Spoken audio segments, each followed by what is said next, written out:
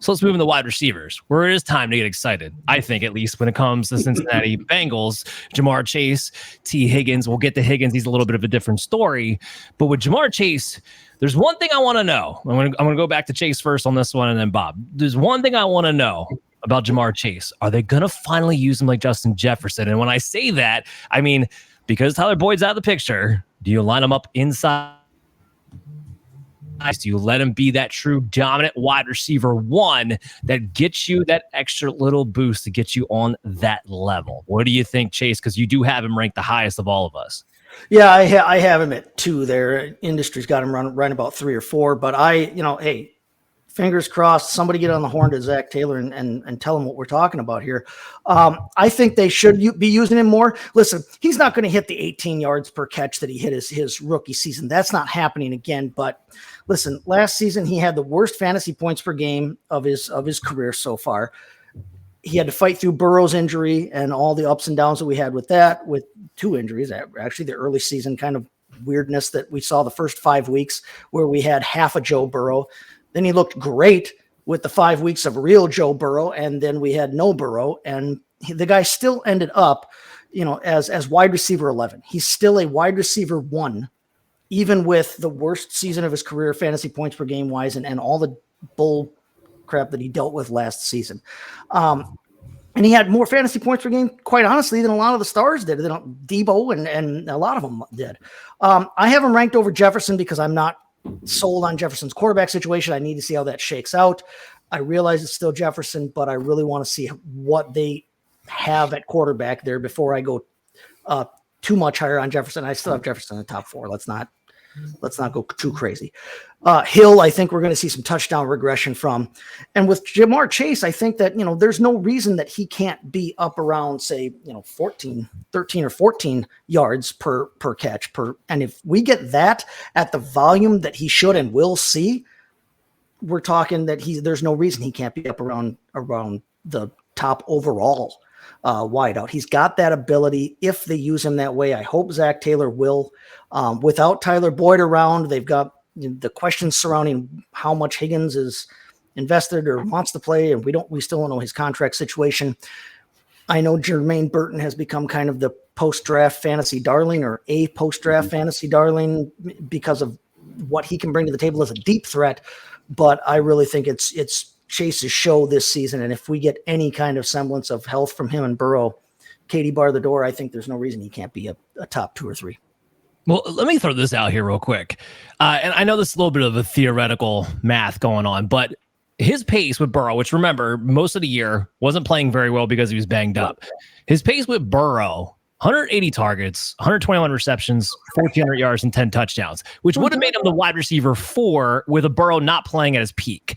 So it just kind of to give you an idea of where he was at before the injury, despite not seeing the best of maybe the offense could offer. So, Bob, real quick to you, when you look at Jamar Chase, what do you think? Yeah, I mean, let's just go back to 2022 when they were both, Burrow was fully healthy. Chase missed 4 or 5 games that year. But he only played in 12 games and he was 11th in total points. Yeah. He was 100% consistent, which is very rare in any position. In fact, I had him ranked as my number 1 wide receiver last year. I have him pull back a little bit just because without Higgins, there could be a lot of double teaming, could cause some problems, obviously. But if I'm sitting at the 3 or 4 spot in a draft, if he falls in my lap, I'm certainly going to take him. But I will take him over Jefferson. I have the same issues with Jefferson as Chase does. Yeah, I have 1 spot over Jefferson myself. Chris, Bob mentioned something interesting about T Higgins. Maybe he's not on the team. Let's just take this from a best ball standpoint real fast. If you're drafting today, because most redraft leagues aren't going on right now, if you're drafting today in June, which is when the show is dropping, when you look at T Higgins, are you drafting him with maybe that upside in mind that he winds somewhere else, or maybe he could be the wide receiver 1, or are you drafting with the mindset that he will be a Cincinnati Bengal? I'm drafting in the mindset of the Cincinnati Bengals, and we've seen this kind of play out with Jesse Bates already before. This is just all posturing over contract. I don't want to sign my deal because you franchised me. I want to extend my deal, so I'll hold out training camp. Guys do this constantly. We saw Josh Jacobs do this, for example, last year at the running back position. They'll sign their tag before the game, season starts, and then come out there. I don't think T Higgins is going anywhere. If they were going to trade him, they would have did it before the draft. There would have been no reason to hold on to him for this year if you were going to move him now. And then you have other guys who possibly might be on the market. So I think when you look at all the different things, T Higgins is a guy that if I'm going to draft, I'm banking on he's not going anywhere else. And if it doesn't get traded somewhere else, Dan, the only other team I could bank he might be a receiver one could be Carolina. There's not a lot of falling spots for him to kind of walk into as a number one receiver. Well, and I'm going to throw this out there. I want to see what Bob thinks about this. I don't know if there's a difference between T Higgins and what Mike Williams has been over the past few years. And I feel like we might be reaching that point where Mike Williams was getting overhyped constantly, even though he was really a boomer bust wide receiver 3. And T Higgins, frankly, might be along the same lines right now. I mean, going into 2023, Higgins' ADP was wide receiver 15. Then he finished as the wide receiver 39 on a points per game basis. His best year was 2022 when he finished as a wide receiver 15. And yet he still hasn't eclipsed 1,100 yards nor more than 7 touchdowns in a single season. I mean, are we at the point where maybe T Higgins is just an overhyped guy? I mean, I think he's a good wide receiver, maybe even a very good wide receiver. I don't think he's at the level of the elite by any stretch. He's a wide receiver 2 in real life and a wide receiver 2 in fantasy. But I think he could be, I think he can be a main starter if he would not sign and go to the Panthers and be their number one. I think he would do fine. I think he would get enough targets, and he has the ability to get it done. So yeah, I think he'll be fine going somewhere else. I think he's better off being in Cincinnati because you have Jamar Chase on the other side. But I think he could be, whether he signs either one. I like where he's going. I'm doing an expert draft with fanatic, the fanatic expert draft right now, and I got Higgins as my wide receiver 3, along with AJ Brown and Mike Evans. So, and Dan, real quick, that. Just to throw off T Higgins, he was banged up last year, so I wouldn't hold a lot of his stats against him, particularly at the beginning of the season. He was, but I bring up the Mike Williams comparison because he's banged up every year, just like Mike Williams has pretty much been banged up every year, and that's kind of so is the Cincinnati team. If you're going to say that, Joe Burrow's been banged up everything in the last 2 years. So has Jamar Chase missed 5 games the previous year. So. I mean, that's really hard to kind of put all on T Higgins. Just want to defend him a little bit. But we've also seen Joe Burrow finish as a top 5 quarterback. We've seen Jamar Chase finish as a top 3 receiver. We have yet to see T Higgins actually finish where his ADP is going into a season, and that's kind of like Mike Williams. That's kind of been my point. But moving on here, because I want to get to Amari Cooper, Chris. You have him. You were tied with Adam as far as having him ranked the highest among us at 20. So it doesn't concern you that we don't have the blessing of Joe Flacco at the end of the year to boost him, or Deshaun Watson to make him number one receiver? No, I think that's what got me even more confident in Amari Cooper. Is when you look at his target share with Deshaun Watson, it was great. It wasn't like the guys we were talking about the tight end positions. There wasn't a sudden switch in how much targets you're getting. Actually, he got targeted pretty consistently in the last 2 years, no matter who the quarterback has been. Skylar Thompson out there, PJ Walker or Skylar Thompson, same guys. But had PJ Walker out there. It didn't matter who the quarterback necessarily was. He was going to see the target share. He had about basically the same exact stats, around 70 catches. He's going to get to about 1,200 yards and then get you around 8 touchdowns. He only had 5 last year. So last year's been one of the better years. So this guy's been pretty consistently, since he got to Cleveland. Why should it change anything different? I'm going to go with the guy who's number 1 receiver for that team. The team's going to, as you kind of talked about, having Dorsey as an OC is going to make them prioritizing the passing attack. That is something they're kind of focusing on, for good or bad. They want to kind of, play on their investment with Deshaun Watson, and they're supposedly trying to put the best things they can put around him. They're going to do a lot of spread. They're going to continue to kind of work their number 1 receiver around. Cooper gets his deal. If he's going to earn the money, we always follow the money in this show as well. So I think put all those things together, I want Amari Cooper to be what he's been in the last 3 years. Yeah, I mean, sure. Look, last year he was wide receiver 18 on a points per game basis when Deshaun Watson was the quarterback. He had 2 of his biggest blow-up games in week 9, week 10, when Deshaun Watson was his last 2 games, basically as a full-time starter at the quarterback too. So, Bob, you have it 25, so you're a little bit on the lower end here. Not that much different, but why is he more of a wide receiver 3 in your mind? There's a reason why in the guide you will note that I call him the fantasy locust. I didn't come up with the nickname. Somebody else did, Tommy Moe on Twitter. But him and I fully agreed. And here's why. Here's the last 3 seasons of where Amari Cooper ranked in consistency. 32nd, 32nd, 27th. 60%, 59%, 60%. That's not a wide receiver 2, which I get, I have him 25th, so I don't have him in the wide receiver 2. But he's not going to be on any of my teams. He hasn't, maybe a full season with Deshaun, maybe. I don't know. But with Deshaun at quarterback, it just scares the bejesus out of me. And, he just seems like, be 60%. And again, if I can get him as my wide receiver 3, I'm fine with that. But I'm not going to put him on any team as my wide receiver 2. And if that's where he's going, is that late, wide receiver 2-esque,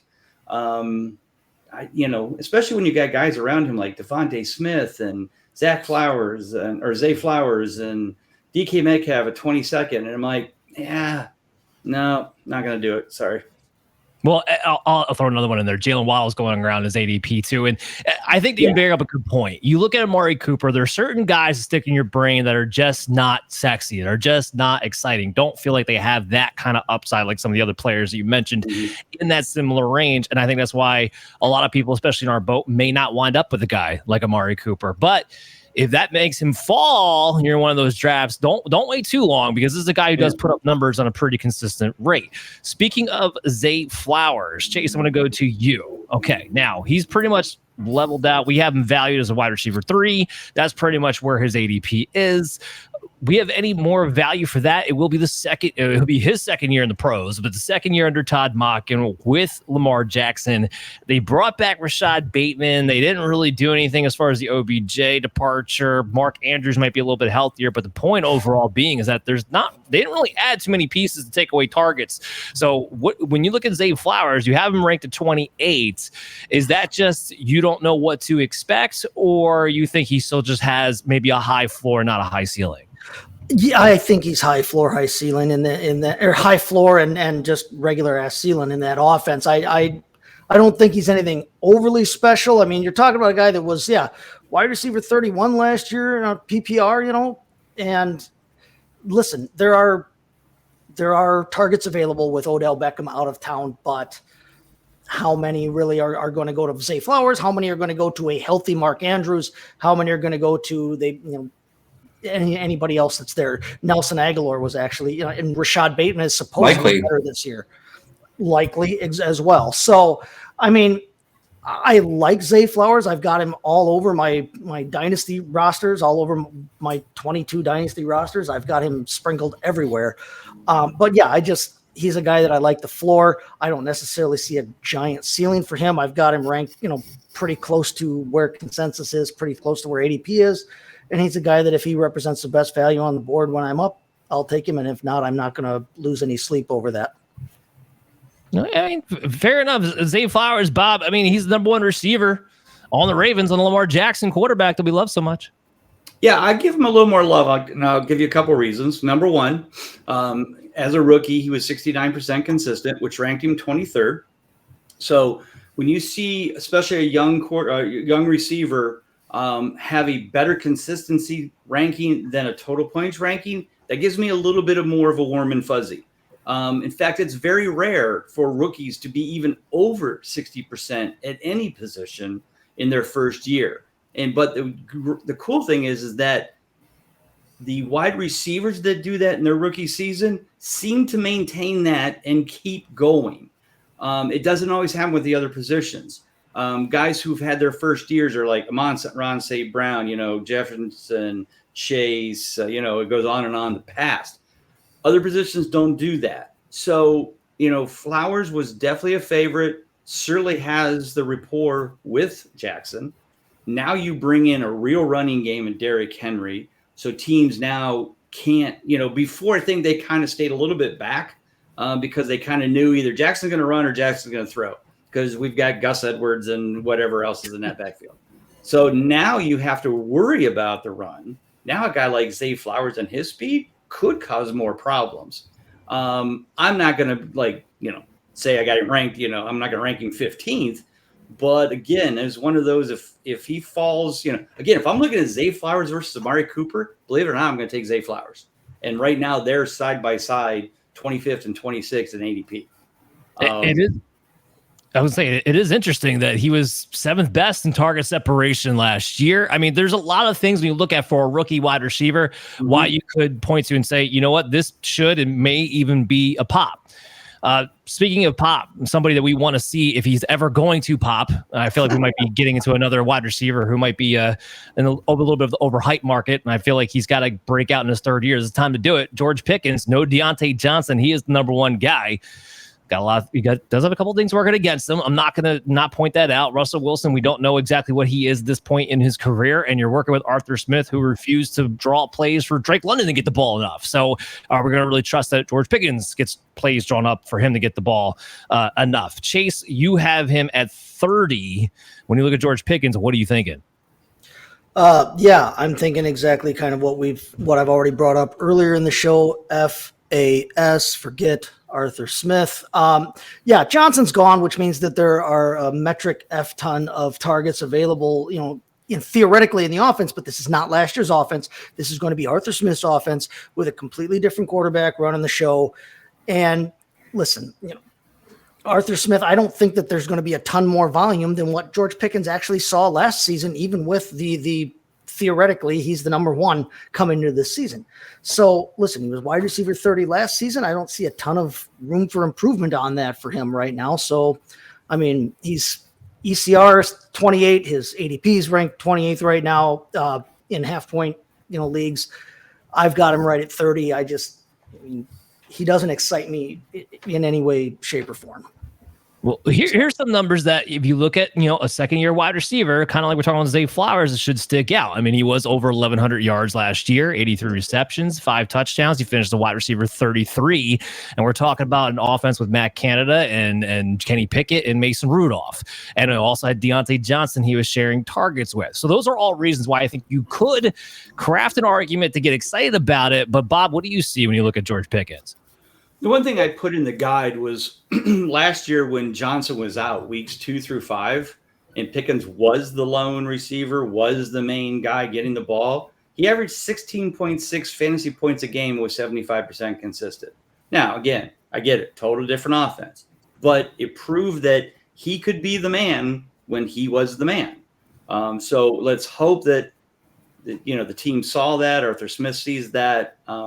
Is he going to get 16.6 points per game? Probably not. But if he gets 14, 12, 14, that earns a clutch game. And, I don't think he's going to set the world on fire. But, again, as a wide receiver 3, I'm okay with that.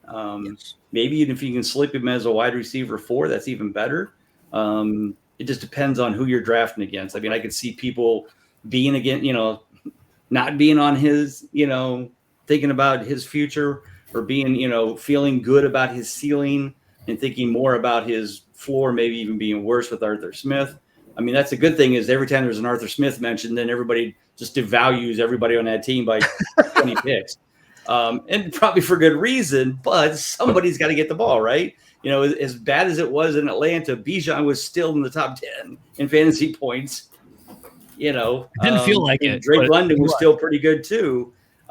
As the main receiver. So, in fact, he was pretty good, but he was still wide receiver 37 point, overall. And that's my point with Pickens. I mean, again, like you said, a 3rd. I have him ranked as a wide receiver 3. If I can get him as a wide receiver 3, again, if he represents the best value on the board, I'm not on the Pickens hype train like it feels like a lot of people are, right?